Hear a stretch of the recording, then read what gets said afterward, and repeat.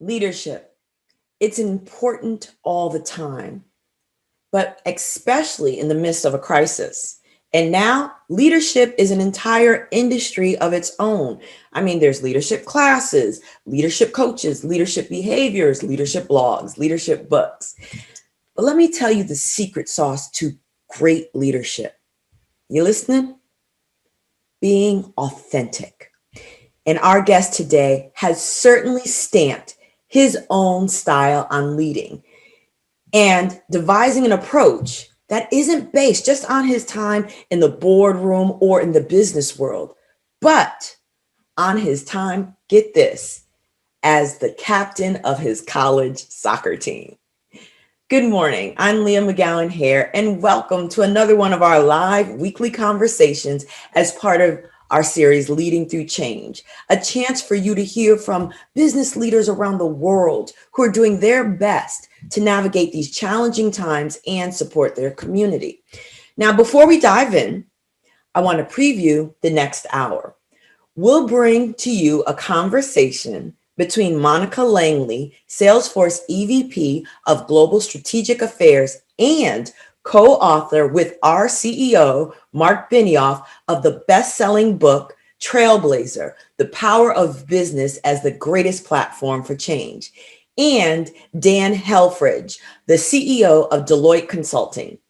Dan's team at Deloitte has over 50,000 employees, but has still managed to pivot quickly in the face of this pandemic. How has he done this? What technologies has he used? And how has Dan's leadership philosophy helped guide the team? All great questions. Inquiring minds want to know. Well, we'll hear that in the conversation. And after that, we're going to dive into a demo highlighting the power of Salesforce Anywhere. And after that, we'll close with an amazing performance, a very special performance by John Fogerty. So for those of you watching on Twitter, you're going to want to head on over to Salesforce Live and join us there for that portion of the show. Now, as we do every week on Leading Through Change, we want to help those who need it the most. Millions of people rely on the United Nations World Food Program for food they need to survive. And COVID-19 is making these conditions even worse. This pandemic could double the amount of people suffering from severe hunger.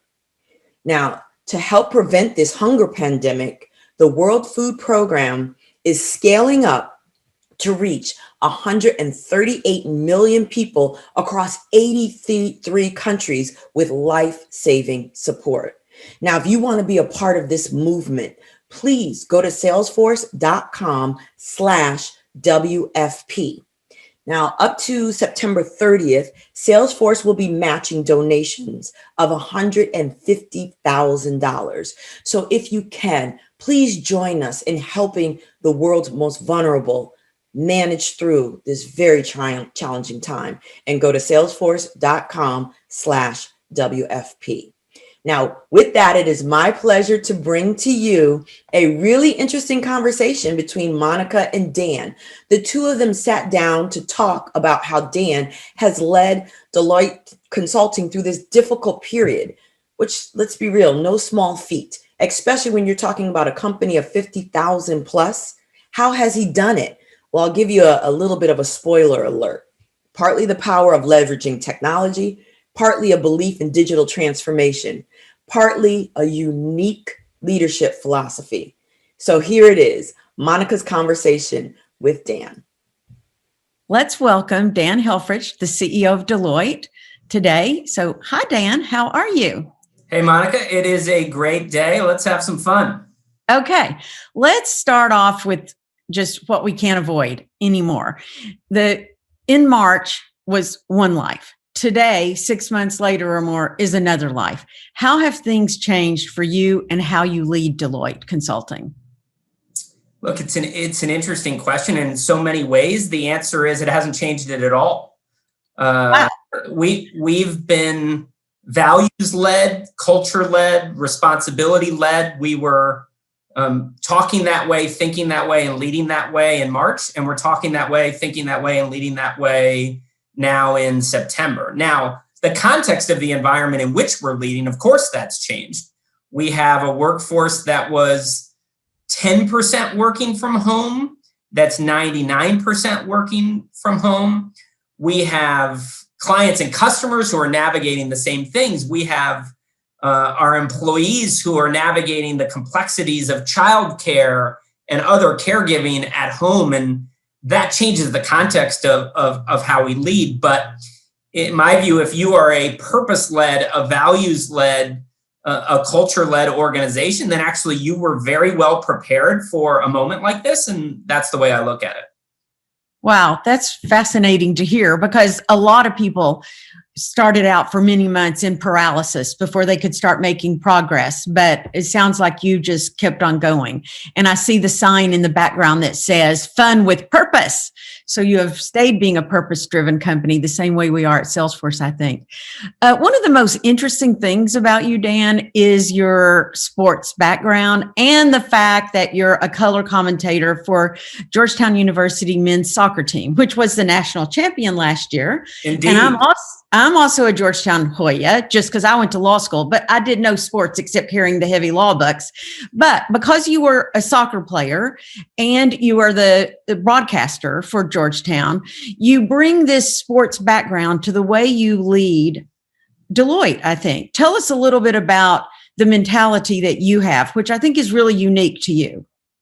Yeah, the thing I like to talk about is that I want to lead like a captain, not like a coach. And, I was probably the one who was the captain of all the teams I was on from the age of 10 through college, but I wasn't always the best player. At times I was a captain while on the bench. And the reason I think about being a captain, not a coach, is that I lead to serve the rest of the team. And do I recognize the importance of the responsibility I have? Just like a captain recognizes that they have a special responsibility amongst their peers, I do, but I view them as my peers and that my job is to serve. And so I sometimes think that coaches lead through authority and title and hierarchy. And I always want to think that I'm part of the team. I have this special role for whatever period of time I'm in this CEO role, but I'll never forget I'm a captain because I'm a member of the team, not the owner of the team. And this book, I don't know if y'all can see it, The Captain Class by Sam Walker, my former colleague at the Wall Street Journal, wrote about, he did sports teams, unlike what you do in a corporate environment. But he said in sports teams, the captains are not always the best players, which is the point that you just made, which I found a fascinating thing. And the other thing, coaches also seem to keep the information more to themselves, don't they? And you don't like that approach to how you manage. Yeah, for sure. The expression I use with our team, and frankly, that I use with executives that I advise, is beware of information privilege. And what does information privilege look like? That looks like a leader or an executive or a group of executives who sort of get a feeling of power and responsibility by virtue of holding the information tight and maybe doling it out to people on the team on an incremental basis. And I think what that does is it perpetuates this mentality of there's a castle on the hill that the executives live in, and that's where all the information and all the action and all the recognition is. And then there's everyone else staring up at that hill, just hoping to be doled out some information. I think that's totally wrong. And we have to respect the adults that are on our teams, that they can process information, and that transparency and candor is fuel for good performance. And so I'm working hard within our team and working hard to push my client executives to be aware of and then break down some of that information privilege. Because I think when you do that, you unlock a level of trust and you enhance culture in a way that's extremely powerful. At Salesforce, our number one value is trust. We have 4 core values. And I think that that's one of the things that we try to instill too. All of our our big executive meetings are broadcast to all employees. So it's a way to let everyone know the information so they feel part of the team, although we don't have this captain mentality that's so unique to you. Your philosophy, I think, also extends in the way you run meetings. You prefer huddles over a meeting. So that to me says sports again. Yeah, and I like to help people with visuals because I think they're a reminder of sort of what we're trying to accomplish. So when you envision a huddle, if you're like most people, you envision a group of people in a circle. They're really close knit. They're not socially distanced. They're really close and they are talking about what's going to happen next. And they're really quick about it. And then they go execute a play. And a briefing or a meeting doesn't create that visual. A briefing or meeting, there's someone at the head of the table. There's this degree of preparation and formality to it. There's more time spent in the briefing perhaps than trusting people to go execute. And so when I tell the team, look, let's have 15-minute huddles, not 30-minute briefings or meeting, it's to create this mentality that it's a team, it should be quick, it should be efficient, it should not be hierarchical. And that cue, I think, is important to the kind of culture we're trying to build. So in that way, you don't have someone that's a real superior to the group because a huddle is everybody's together. Yeah, I think that's right. And look, in a football huddle, is there a quarterback? Absolutely. And does that quarterback have a different role than the wide receiver or the running back? Of course. But the concept of hierarchy and superiority is broken down fundamentally by that. And look, I think the best organizations lead through influence and collaboration and team orientation, not through fear and intimidation and intensity. And these little cues have been helpful to get everyone on the same page. That's great. Now, another thing that you have done in your leadership is come up with something called everyday equations, where you have something is greater than something. One of the ones, and I guess maybe is this helping you more try to manage internally and externally to pivot during COVID, or were you always doing everyday equations? We were always doing everyday equations, but I would tell you, and to get back to your first question of, how might things be different? The degree to which people are tuned in and paying attention to the messages and content coming from an enterprise leader like Mark, like me, that's gone way up. And so while we had this framework for everyday equations pre-COVID, pre the racial justice that we're talking about much more as a society, they've mattered more because they've been more under the magnifying glass since. So take a step back. What's an everyday equation? It's a little reminder of the culture we're trying to create and the behaviors we want you to think about, no matter if you're a first-year analyst who's 3 months into your career, you're an administrative assistant, you're a technologist, you're a philosopher, you're the most senior partner in the practice.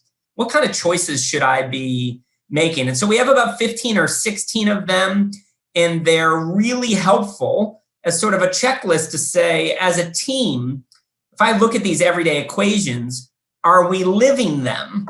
And if maybe we've gotten out of balance on one, then let's correct. And that's been really helpful, again, putting culture at the center of everything we're doing. One of the everyday equations that I found interesting is you said a horseshoe is greater than a circle. Explain. Okay, so Monica, when you visualize a horseshoe versus a circle, I hope you see the most prominent distinction is a circle is closed and a horseshoe has an opening. And the reason in the context of the culture we're trying to build that horseshoes are greater than circles is because if you create too much of a circle, then what happens is cliques form. What happens is new people and new ideas can't get in, and people and ideas are trapped from getting out.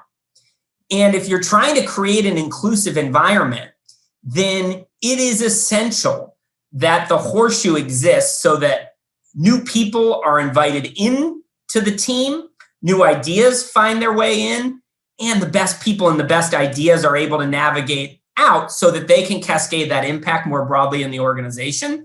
And that's probably the equation that is the least intuitive when you read it on a piece of paper, but perhaps has had the greatest impact as we talk about the equations within Deloitte.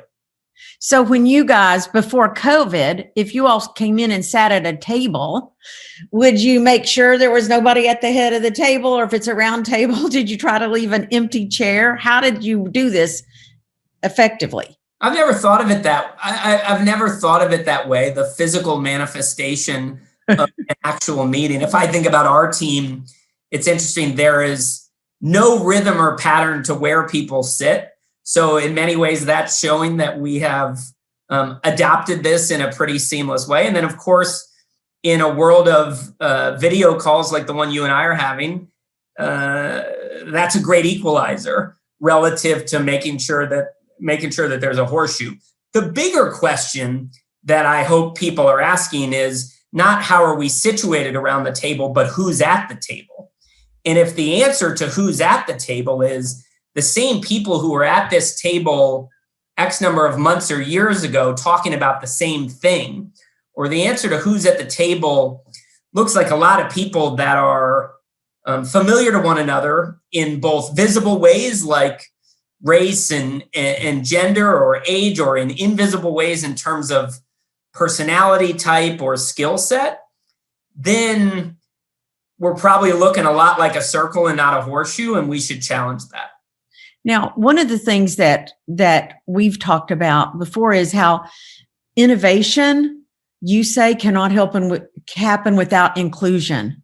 So I guess that also goes to what is the composition of the horseshoe, the people who are either now on the Brady Bunch screens or in the meetings.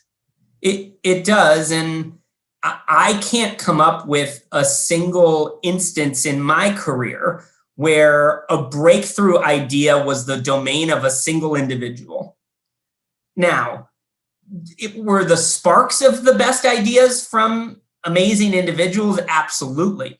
But to go from a spark of an innovative idea to an idea that you can actually put into action, that's where inclusion matters. That's where testing and pushing and prodding the idea with a very diverse group of people is what generates the most impact. And in our team, that also means that innovation isn't the domain of the most senior, the most tenured, the most highly compensated people in our organization. To the contrary, often those sparks of ideas come from people early in their career.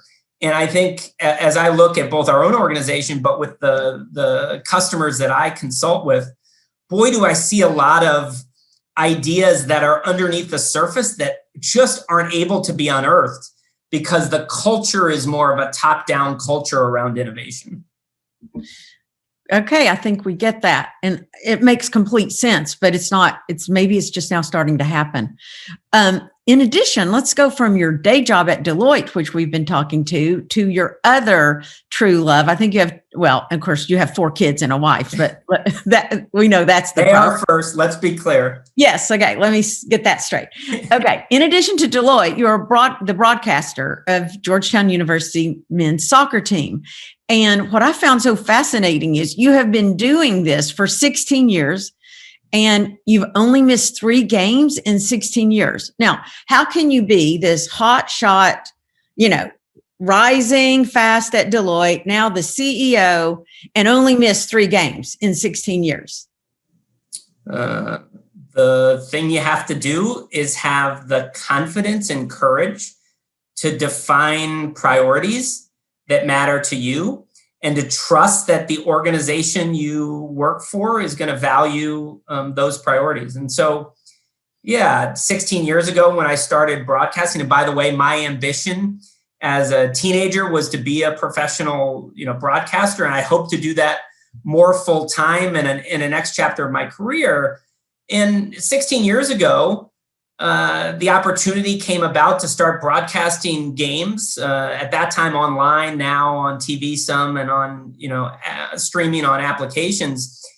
I said, oh my gosh, this would be great. And at that time, my schedule was probably a little more flexible, and I was able to do it without much fanfare. Fast forward a few years, I was loving what I was doing as a broadcaster. I was finding incredible value from the broadcasting into my life at Deloitte, but I was starting to have to miss Deloitte meetings on a Wednesday in October at 2:30 p.m., get to Georgetown University and broadcast a game. And I made a decision that, in retrospect, was an important decision, was that I wasn't going to hide this at all. I was going to make up excuses that I had a sick child or a client called and therefore I'm going to miss the meeting I was invited to, that I was going to be my authentic self. I was going to share this passion. And throughout the time, and this is why I've only missed 3 games, my colleagues have appreciated that. They've respected it. And eventually, as I've, taken on roles like the one I'm in now, I hope I've been a role model to others that, and I'll put it in the frame of an equation again, because this is one of our equations, that your personal well-being is greater than Deloitte's well-being. And that's an important equation. And that's been the case for me. And so I'm a better CEO because I get the outlet of broadcasting. I'm a better broadcaster because I get to be in real-time moments that are unfolding every day and figure out how to be articulate and when to let the story and the meeting that's underway tell the story versus my words tell the story. And so it's been mutually reinforcing. And I will just close by saying, Georgetown winning the national championship last year, its first national championship in soccer, was the thrill of a lifetime for both me and for my family. And, those 16 years of effort and commitment certainly felt like they were rewarded. Well, I think you're a great example to the Deloitte team. And I watched some snippets from when the Hoyas were winning last year, and you are quite passionate on the broadcast. I was like, I've got to hold my ears. You went a little crazy there, Dan. It happens occasionally that my pre-adolescent cracking voice is evident at a big moment in the game. But it was fun. And I think it's great that your teammates at Deloitte see that it's okay to have such a strong passion and still be a player within the consulting firm. Okay, now let's talk about Deloitte's relationship with Salesforce and our relationship with you. We go to market together and serve some mutual clients to help them transform their businesses with technology and consulting. And then we also are a client of Deloitte, and you're also a customer of Salesforce. Now, at Salesforce, because this is a Salesforce thing, we try to give our customers a 360-degree view of their customers and their businesses. Have we been doing that with Deloitte? And what kind of technology are we empowering Deloitte with? Yeah. So before I answer that question, let me add one snippet to the relationship between Salesforce and Deloitte that I think makes it unique. And frankly, I think makes it more powerful. And it's not just that we go to market together. It's not just that you're a customer of ours and we're a customer of yours, but it's that we have shared community interests. And we've done some really great things around social impact that, to me, have been 1 + 1 = 3 relative to the impact we can make in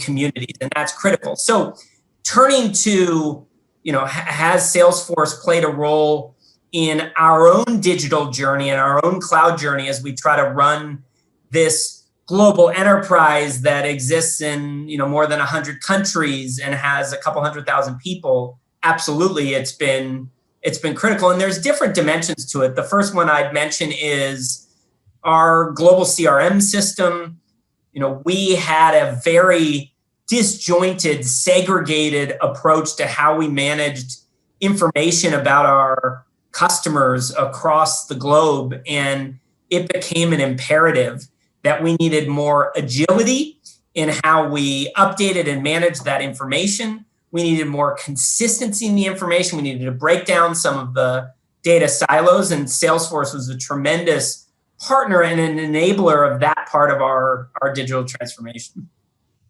That's great. Now, another, that's music to our ears, but another cool thing is that Salesforce has a philanthropy cloud. And I know, talking about our shared values, Deloitte had something called Impact Day, which I think is a service day that you guys have. And you had to cancel Impact Day because of COVID. And were you able to use our philanthropy cloud to help you with that? Indeed. And yeah, Impact Day has been an institution for Deloitte for more than 20 years, a day typically in early June, where we serve the community, all in the United States, all 100,000 of us. And for obvious reasons, we weren't able to do that this year. And instead of sort of being depressed about it, we said this needs to be about impact every day, and it needs to be about empowering our team members to connect with the volunteer and philanthropic opportunities that matter to them the most. Enter Philanthropy Cloud, where suddenly we have this really empowering experience where we can better connect our employees and their disparate interests with a wide variety of nonprofits and other organizations who need either skill-based or other types of services or resources. And we've seen an uptick in volunteer activity. We have better data to manage how that impact is playing out. And it's been a huge win. And while I hope that the notion of Impact Day returns in the future, I think we are now forever improved by having something like Philanthropy Cloud as an asset for our organization going forward. That's so cool. And one thing that when I first started talking about our collaboration as two companies, you said is we have strong values and social impact together. And I think the clearest example of that right now is the Pathfinder program. And can you talk a little bit about that? Because we've really joined that to make a big difference in workforce development. Yeah, Pathfinder is my favorite. Now, we at Deloitte, we've identified a few priorities where we want to be a leader in the world. One of those is in workforce development. That's not workforce development for the benefit of Deloitte. That's workforce development for the benefit of society. And so, our team's working together. And this stemmed from a speech Mark gave in Indianapolis as Salesforce was expanding in Indianapolis and wanted to open up more jobs to different opportunities. And we combined and said, boy, wouldn't it be cool if we got the Salesforce technical acumen and the Deloitte business acumen together? And we came up with a training certification program. And what if we targeted it towards veterans and community colleges and less advantaged groups in less advantaged communities? Could we develop a set of people that then, after getting this certification, we could launch into the Salesforce ecosystem of small businesses, big businesses, nonprofits, the Deloittes of the world, Salesforce itself? I bet we could do something. Sure enough, you put that together. In Indianapolis, you have then hundreds of people that graduate. We now have expanded to San Francisco. We've expanded to London. And to me, it's a great example of none of us have to do this alone. And if you have shared interests and shared values, then you combine forces, and the multiplier effect that we can have in the community is profound. And, to me, this is an age and an era where responsible enterprises must do their part and will make the greatest impact on society. And this is a case where I think two responsible enterprises got together and said, we can change the trajectory of a bunch of people's lives by virtue of doing this thing. And I'm excited by the results to date, and I'm excited to see these kinds of collaborations happen more around the world. As we are training the people in Pathfinder to be digitally savvy and for the jobs of the future, you also, as the CEO of Deloitte, are working with your clients for digital transformations, I presume. So what do you tell them about the need to go digital? Is it go all in? Is it just get in a little bit at a time? What's your philosophy right now on the need for a digital transformation that, as you advise Deloitte's clients? If you're not all in right now, you're behind. Wow. The reality is that the opportunities that are unlocked by thoughtfully transforming digitally, by aggressively moving to the cloud, the opportunities that are unlocked are endless. And the first era of digital transformation in some ways tended to be focused on how do I digitally transform the way I run my business, HR, finance, IT, et cetera. And that's a critical part. But what we're most excited about are the transformation opportunities that are unlocked in the direct way that companies interact with their customers, that governments interact with their citizens. And that's the frontier we're in. And look, in this moment, and when we emerge from a pandemic, we will see and are already seeing industries and sectors fundamentally transformed. And it is those companies and organizations who've leaned into digital in an all-encompassing way who are right now the winners and who will continue to be the winners going forward. And Dan, you have experience with handling some big crisis to the system. After 9/11, you were the Deloitte person who really helped formulate or get off the ground the TSA, right, in the government, which transformed the way we all travel. So now, as we look forward to how we're going to emerge from the pandemic, what do you see going forward? Well, first of all, I was not the person. The beauty of the wake of 9/11 was how many people combined and joined forces to help reconstruct the country and help prepare for a next generation. And that was the beauty of what happened at TSA and at the Department of Homeland Security in the early days. You had executives from companies around the world. You had government employees and executives from other parts of the government coming in. It was a title-free, it was a borderless environment where everybody was rallying to create the environment for change that people knew was required. And as I translate that to what I hope happens in the future, it is that same mentality. It is about the unique ability to knit together the forces of multiple parts of the private sector, to knit together academia and the public sector and the nonprofit sector together to create the kind of solutions to the kinds of societal challenges that frankly have been vexing for generations and in many ways have been multiplied by some of the things that have occurred in the last 6 months. And I, for one, as a leader with a platform, as a leader with privilege, view it as my responsibility. We as a firm view it as our responsibility. And I hope that others with platforms feel the similar responsibility, because if we do that, the degree of positive change that will result can be profound. Well, it's really inspiring, Dan, to hear how you and Deloitte are using your platform for good. And we believe in that at Salesforce. And I'm so happy and honored to have you give your wisdom to us today. So thank you for joining us, Dan. It's been really fun to get together, Monica. Okay, thank you. And back to you, Leah. Thank you so much, Monica and Dan. I mean, we had talked about digital transformation, philanthropy, camaraderie, just awesome conversation.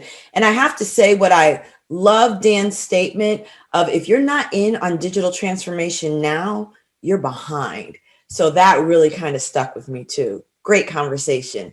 And now I'm excited to hand it off to my colleague Wade Wagner for a demo on Salesforce Anywhere that can help you and your business succeed. Take it away, Wade. Whatever your job or industry, Salesforce Anywhere is here to help you to be successful.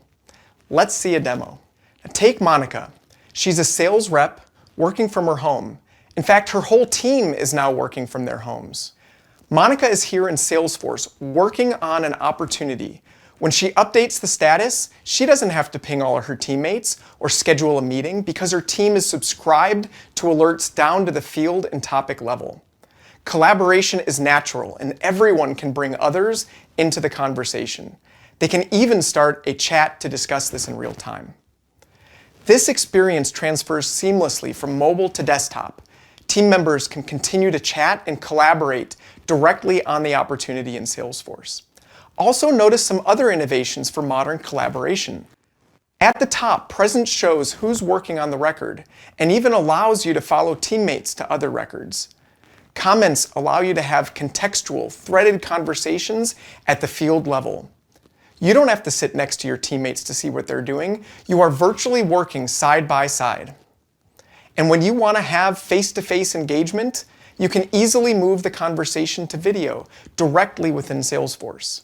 Not only can you include your teammates, you can also securely invite customers into the conversation. And just like that, you can start this virtual face-to-face all in the context of the opportunity. And when you're done, everything is tracked, logged, and transcribed for you. Wow. Now that's an incredible way to collaborate from anywhere. Now in this all-digital work from anywhere world, the employee experience is more important than ever. Employees use technology from laptops to phones and other devices, and you need to connect to your company network over your internet or cellular service. It's never been more important to keep all of the technology working, updated, patched, compliant, and secure. Let's say Monica has a connection issue. In real time, just like she would text a friend, she can chat with an IT chatbot on her phone. This is an intelligent bot powered by Einstein and Flow that can help troubleshoot most common cases. It can even open a case for an IT agent to follow up with her. Let's take a look here at this case. Here, IT agents can use the same collaboration features we saw earlier to work together. Presence shows an IT agent collaborating with others. They can chat or start a video call. And using Service Cloud Voice, an IT agent can call up Monica to get more details about her issue. Through Tanium, the agent can see all of the hardware and software assets associated with Monica and can see that her computer is running an older version of the VPN client. The agent is able to securely push the update to Monica's laptop. But wait, there's a notification indicating that other users are also impacted by this issue. Not a problem. An IT agent can securely push the update to all of these users at scale. Boom. So not only have we been able to solve Monica's connectivity issue, but we just proactively solved it for a lot of other people. And using Tableau, IT agents can visualize the health of the network and confirm the status of company devices. This is exactly how you support employees to work productively from anywhere. Now remember what I said in the beginning? We're in a new normal. It's important for leaders from HR to operations to have the tools and the data they need to manage their workforce and ensure their well-being. Now, in the Work.com Command Center, we can keep tabs on employee wellness and understand if our colleagues will be working from the office, from a store, factory, school, or anywhere. Shift management tools help provide the data required to manage this safely. We can drill down to the employee profile, fully integrated with Workday through MuleSoft to see more information about the employee. And on the employee profile, we can also see the new skills the employee is learning on Trailhead. Contact tracing is one of the new realities for all companies. Here we see contact tracers working on an employee record, and they can use the same collaboration features to work together with other contact tracers, including presence, chat, video calls, field level comments, and more. Now we have just scratched the surface. Salesforce Anywhere empowers CRM, commerce, collaboration, work, development, all the things from anywhere and for everyone. And for you developers, admins, partners, and ISVs out there, what's so exciting and empowering about building on the Salesforce platform is that your applications and your solutions also benefit from this incredible ability to collaborate.